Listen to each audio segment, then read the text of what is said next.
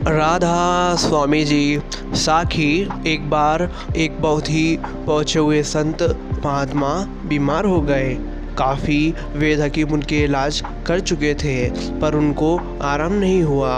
उनका एक शिष्य था जो उनके चरणों में हताश होकर बैठ गया। महात्मा ने उसकी ओर प्रेम से देखा और कहा, निराश ना हो पुत्र, सब ठीक हो जाएगा। लेकिन वो शिष्य बोला, प्रभु आप तो सर्वशक्तिमान हो, सर्वज्ञाता हो, आप तो सब कुछ जानते हो, फिर आप क्यों नहीं उस परमात्मा से फरियाद करते हो कि वो आपको ठीक कर दे।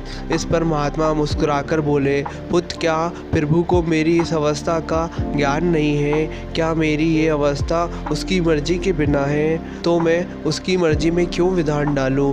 जरूर किसी बुरे कर्म का भुगतान करवाया जा रहा है। जब भुगतान हो जाएगा तो वह बीमारी खुद ही ठीक कर देगा। इंसान को विवेक से काम लेना चाहिए। प्रभु जो करता है सबके लिए अच्छा ही करता है। मन और पानी। मन भी पानी जैसा ही है। पानी फर्श पर गिर जाए तो कभी भी चला जाता है। मन भी चंचल है, कहीं भी चला जाता है। मन को हमेशा सत्संग और भजन सिमरन के साथ जोड़े रखना चाहिए। जैसे पानी को फ्रिज में रखने से ठंडा रहता है और आइस बॉक्स रखने से सिमट कर बर्फ़ में परिवर्तन हो जाता है, वैसे ही मन फ्रिज रूपी सत्संग में ठंडा और शांत रहता है और भजन सिमरन करने से सब सिमट कर एक होकर परमात्मा में लीन हो जाता है। अगर बर्फ़ को बाहर धूप में रखा तो वह पिघलकर पानी और इधर उधर होकर बिखर जाता है। हम लोग भी माया रूपी धूप से सत्संग से दूर होकर बिखर जाएंगे। तो हमेशा सत्संग और भजन सिमरन से खुद को जोड़कर रखना है। फल भोगने के बंधन में फंसा कर रखते हैं। सिर्फ परमात्मा की भक्ति ही वह कर्म है जो हमें निष्काम बना सकती है, लेकिन वह काम हम करते नहीं हैं। हमें यह पता होना चाहिए कि एक परमात्मा के अलावा यहाँ कुछ सच नहीं है। इसलिए हमारा मन जो करने के लिए कहे, जो कुछ मांगे, हमें उसे ना कह दें। संत सच्ची निर्मलता की मूर्ति होते हैं। वे हमेशा अपने आप को परमात्मा का दास या सेवक कहते हैं। सच्ची निर्मलता केवल संतों के पास ही मिलती है। संत आईने के समान होते हैं और यह हम पर निर्भर करता है कि हम उन्हें किस नज़र से देखते हैं। हम जो भावना और इरादा लेकर उसके पास जाते हैं, उसी के अनुसार हम कृपा होती है।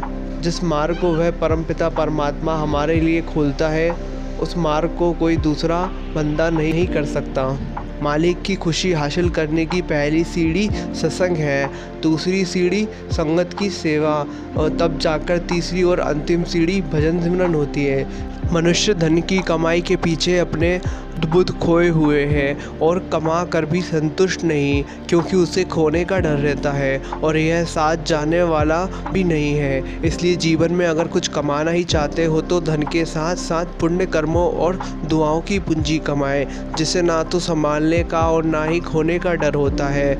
और सबसे बड़ी बात तो यह है कि यह कमाई हमारे साथ जाने वाली है। तन की सेवा। अगर भजन सिमरन अभ्यास हमें एक बेहतर इंसान बनाता है तो तन की सेवा से हमारी इंसानियत की परख होती है। हम सारा दिन कुछ ना कुछ काम करते हैं, जबकि भजन सिमरन के टिकाव के लिए हमारे तन की सेवा एक पुल का काम करती है और स्थिर होकर भजन बंदगी करने के लिए मन को तैयार करती है। जरा सा इसको ढीला छोड़ो, झट बुरी आदतें अपना लेता है। इसलिए संत फरमाते हैं कि मन में जरा सा भी बुरा ख्याल मत आने दो, वरना रोज़ रोज़ यह ख्याल पक्का होकर कर्म में तब्दील हो जाएगा और फिर पछताना पड़ेगा। इसलिए अच्छे विचार ग्रहण करें, बुरे विचारों को त्याग कर भजन सिमरन जारी रखें। भीका जी कहते हैं कि मालिक ने दुनिया के अंदर किसी को भूखा नहीं रखा, उसने नाम रूपी लाल हर एक के अंदर रखा हुआ है, लेकिन हमें अंदर जाने के तरीक़ों और साधना का पता नहीं। जब गुरुमुखों के पास जाएंगे वे हमें अंदर जाने का भेद और तरीका समझा देंगे, जिससे हम अपने अंदर ही उस दौलत को पाकर बादशाह बन जाएंगे। राधा स्वामी जी।